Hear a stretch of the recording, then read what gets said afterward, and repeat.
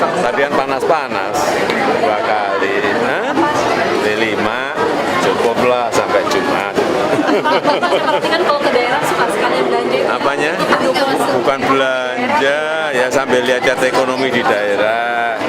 Tapi juga kadang-kadang kan perlu juga dalam, kadang perlu baju.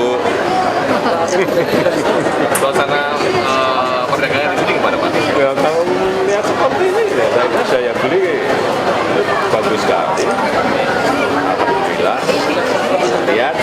Lihat, oh sekarang kan udah jam berapa masih ramenya kayak gini? Ini indikator. Sudah 9:30 masih ramenya kayak gini. Ya, di Aceh saya lihat kondisi keamanan sangat baik, kondusif. Saya kira kalau investasi nanti masuk banyak di sini, ekonomi akan semakin baik. Tapi kalau melihat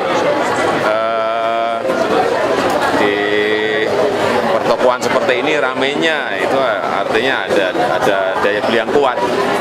Saya kira mungkin tanya ke wali kota atau tanya ke Pak Gubernur secara keseluruhan beliau akan sampaikan. Ya.